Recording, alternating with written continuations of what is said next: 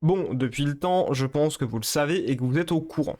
Réussir dans le monde du manga, c'est difficile. C'est comme dans chaque milieu compétitif, à vrai dire. Il va y avoir plein de facteurs super importants qui vont décider du succès de votre œuvre ou non. Le travail, le talent, les connaissances, l'efficacité, l'originalité et surtout, la chance. Comprenez bien que faire un manga qui marche, même si c'est très difficile, c'est possible. Des mangas qui ont eu du succès, on en connaît plein, il n'y a pas besoin de les citer.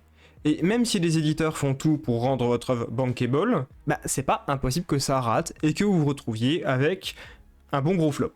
Oui, parce que même si on fait absolument tout pour que ça marche, c'est pas garanti que ça marche. Basiquement, autant le dire, faire en sorte que votre manga paraisse et sorte, c'est possible. Faire en sorte qu'il marche bien, voire très bien, là, ça relève déjà un peu plus de l'impossible. Ça va juste être une poignée d'élus qui vont y arriver, tout au plus. Vraiment, c'est pas grand monde, Syndrome du survivant, tout ça, vous connaissez, c'est une personne sur 1000, même pas. Et donc, même si ça relève du quasi impossible, c'est faisable, il faut bien qu'il y en ait certains qui y arrivent. Maintenant, en revanche, je vais vous poser une question. Est-ce que vous connaissez des auteurs qui y sont arrivés non pas une fois, mais 2 fois? Pour le coup, ça réduit pas mal le nombre de candidats. Et en plus, je vais me permettre de rajouter quelques petites conditions.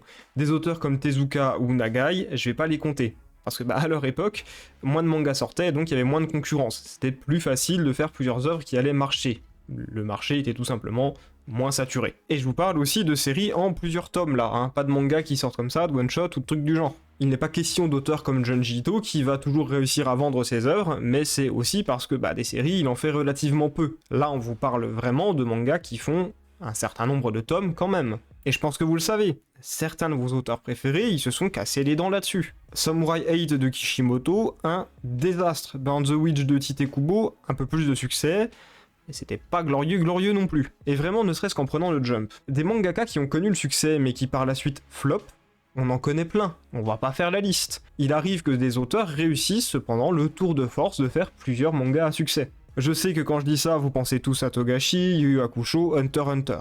Oui. Pour certains, vous pensez aussi potentiellement à Kasaka, qui a connu 2 gros succès.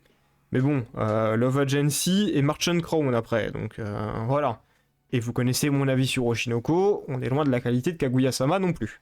Bref, réussir un manga, c'est très dur. Réussir 2 mangas, là faut déjà faire partie de ce qu'on appelle les élus. Mais bon, même avec ça, il existe des auteurs qui semblent juste abonnés au succès. Une poignée, vraiment peu, mais ils existent. J'aimerais pouvoir citer Clamp, mais c'est un collectif. Après, le succès à répétition, elles connaissent quand même. Si on parle d'auteurs récents, vous penserez sans doute à Fujimoto, et c'est légitime, même si beaucoup de ses œuvres, c'est des one-shots. Vous avez aussi potentiellement Rumiko Takahashi. Bon, elle, c'est juste flippant, elle réussit à tout faire. Vous avez aussi Urasawa, enfin bref, comme j'ai dit, je vais pas vous faire une liste. Vous avez l'idée dans tous les cas.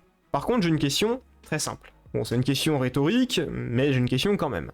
Le fait qu'un auteur réussisse à faire marcher plusieurs mangas, plusieurs œuvres, est-ce que vous savez ce que ça veut dire? Ça veut dire qu'il est bon. Pour qu'on comprenne bien de quoi on parle, je vais vous parler d'un auteur très particulier et surtout très connu. C'est sans doute un des meilleurs à mes yeux au passage. J'aime pas justifier avec des chiffres, mais il faut quand même parler du palmarès. Son manga le plus vendu, c'est clairement plus de 150 millions de ventes, le deuxième c'est 80 millions, et le dernier c'est plus de 10 millions. Là, je vous donne les chiffres, mais à prendre avec des pincettes. Les sources que j'ai trouvées, c'est sur des vieux sites japonais paumés où je comprends même pas ce qu'ils disent, et même avec la traduction, c'est bancal, ou c'est des articles qui répètent tous la même chose, sans vraiment de source fiable à 100%, donc je vais partir du principe qu'ils sont de bonne foi, et qu'ils ont pas spécialement tort. Bref, cet auteur, c'est Takehiko Inoue. Qu'un manga sur le basket, qui reste un sport populaire au Japon, fasse des ventes, c'est peu étonnant. Qu'un manga qui est une adaptation de La Pierre et le Sabre et de La Parfaite Lumière, qui sont 2 romans super importants là-bas, ça soit un succès, c'est peu étonnant. Par contre, qu'un manga sur le handisport, sans doute un des seuls mangas qui parle de ce sujet au passage, fasse plus de 10 millions de ventes, là on peut pas le nier, c'est juste que Takehiko Inoue, il est bon. On peut pas dire l'inverse. Et moi, comme je suis un foutu original, j'ai envie de vous parler de ce manga-là aujourd'hui. J'ai lu les 3 mangas de Takehiko Inoue. Slam Dunk, Vagabond, Real. Et j'ai pas peur de le dire, les 3 mangas figurent tous dans mon panthéon personnel. Sincèrement, les 3 sont excellents. Pourtant, si je devais en choisir un, le meilleur des 3, ça serait paradoxalement le moins vendu, Real. Ça ne veut pas dire que les autres œuvres d'Inoue ne sont pas bonnes, clairement. Ça veut juste dire que, ouais, à mes yeux, Real, c'est son meilleur manga. Et vous connaissez sans doute Takehiko Inoue dans tous les cas, vous en avez sans doute marre de vous bouffer les mêmes planches de vagabonds sur Twitter avec des idées pseudo-philosophiques. Je sais, moi aussi j'en ai marre. Mais bon, maintenant, il va falloir lire réel, hein. Bon, avant, on va peut-être vous expliquer de quoi ça parle. De trop de choses. C'est impossible de bien le résumer, donc je vais vous raconter une petite anecdote. Quand j'étais en CE1, donc autant dire il y a un certain temps, notre prof nous avait emmenés à un stade pour voir un match de handi-basket. Et je vais être honnête, c'est sans doute un des événements sportifs dont je me souviens le plus aujourd'hui. Entre les tirs super précis, la vitesse que les joueurs avaient même en fauteuil, et même parfois les clashs, les fauteuils qui se retournent, les joueurs qui tombent, j'ai pas décollé les yeux du match une seconde. Réal, c'est le même effet. Vous allez suivre 3 personnages, Nomiya, Togawa et Takahashi. Tous ont un destin différent, mais tous sont reliés d'une certaine manière. Tous ont un point commun. Je vous sens venir, je sais que vous allez répondre, les 3 sont en situation de handicap, mais c'est faux. Les 3 adorent le basket. Et oui, parce que Nomiya, déjà, c'est sans doute un des meilleurs personnages écrits par Takehiko Inoue, mais lui, il est pas en situation de handicap.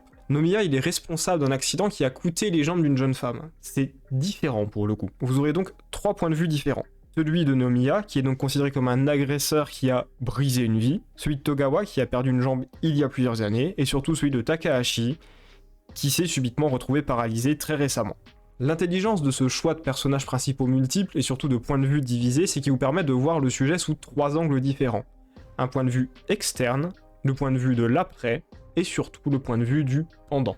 Un des sujets qui va beaucoup revenir vis-à-vis de tout ça, c'est celui du rapport au monde. D'un côté, Togawa, il a perdu sa jambe depuis plusieurs années, et il a plus ou moins accepté cette condition. Évidemment, c'est loin d'être aussi simple que ça, mais le personnage s'est trouvé des objectifs, il veut aller de l'avant, il a un entourage, il se consacre à ses passions. Mais comprenez bien un truc, les 3 personnages, ils vont avoir un autre point commun, c'est qu'ils sont tous un petit peu à part vis-à-vis de la société. Takahashi, par contre, il a un point de vue cruellement différent. À l'origine, c'est un mec détestable. Il est dans le paraître, il est égocentrique, il s'amusait à noter les gens, et la perte de sa mobilité, ça fait qu'à ses yeux, il vaut moins que n'importe qui.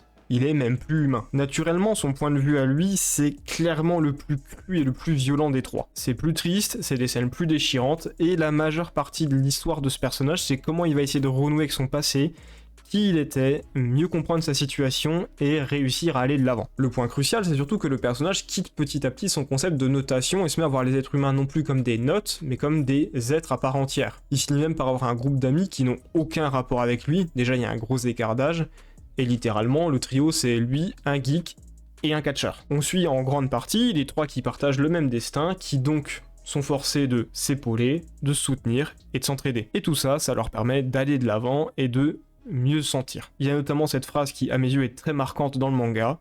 Ce n'est pourtant pas un péché de tomber malade. Cette phrase, elle souligne très bien le propos du manga, même si Takahashi a perdu l'usage de ses jambes parce qu'il s'est pris un camion après avoir volé un vélo et avoir traversé sans regarder la route, le prix à payer, il n'en reste pas moins affreusement lourd. Et le regard que les autres peuvent lui porter est même parfois juste plus douloureux à ses yeux que la situation elle-même. Plus que la douleur de perdre sa motricité, il ressent une humiliation constante. On vous fait bien comprendre que ce n'est pas un combat seulement physique. Il ne s'agit pas seulement d'affronter la rééducation, de renforcer le haut de son corps pour récupérer de la motricité et de l'indépendance. Il s'agit aussi d'un combat psychologique à chaque moment. Il faut apprendre à affronter le regard que les gens vont vous jeter, le fait qu'on ait besoin d'aide pour plusieurs tâches qui semblaient pourtant aisées il n'y a pas si longtemps.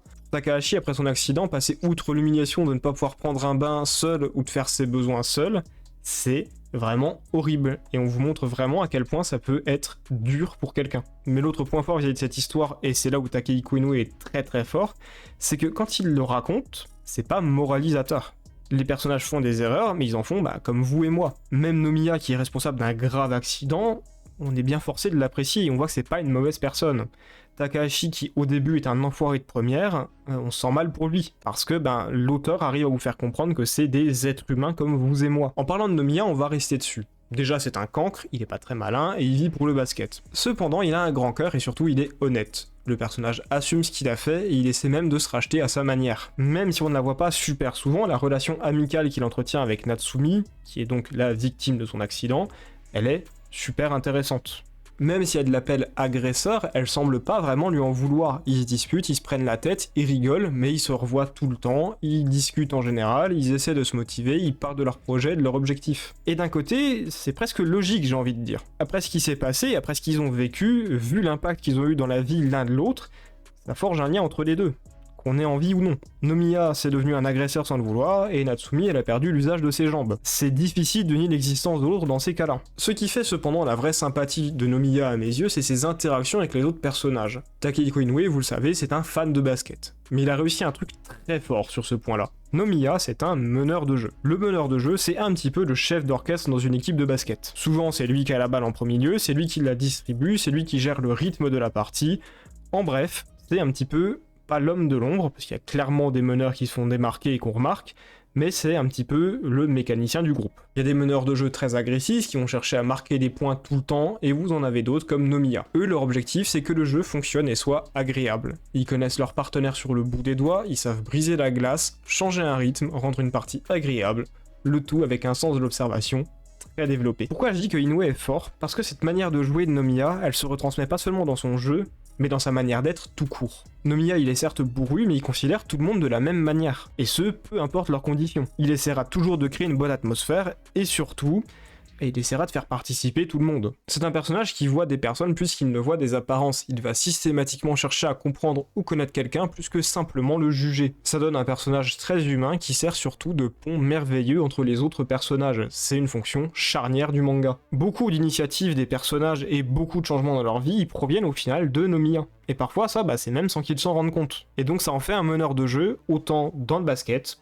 que dans la vie de tous les jours. Togawa, lui, c'est un cas un peu particulier, puisque c'est à mes yeux le personnage le plus proche de ce qu'était Sakuragi dans Slam Dunk. Évidemment, il a un flashback et il est question de sa condition, de son passé, de son évolution. Mais il crée un lien parfait entre Takahashi et Nomiya, un entre-deux. D'un côté, Takahashi est bien trop bloqué sur sa rééducation et sa condition actuelle pour s'intéresser et se passionner à nouveau du basket. De l'autre, Nomiya se concentre tellement sur sa potentielle carrière professionnelle et il connaît pas de problème de santé, donc voilà quoi. Togawa, lui, c'est un personnage qui a connu la situation de Takahashi, mais qui, en plus de ça, désormais se concentre uniquement sur le basket, comme Nomiya. Ça crée donc un point assez intéressant. La relation avec Nomiya est une sorte de rivalité. D'un côté, Nomiya veut devenir pro, de l'autre, Togawa continue d'avancer et a même été sélectionné dans l'équipe nationale. Il vise l'or au JO quand même. Et tout ça, ça crée une amitié super intéressante et plaisante à regarder. J'ai pas grand chose de plus à dire là-dessus, juste vraiment, lisez Real, c'est vraiment un manga exceptionnel, une de mes meilleures lectures de l'année. C'était Béléus, et je vous dis, salut à tous.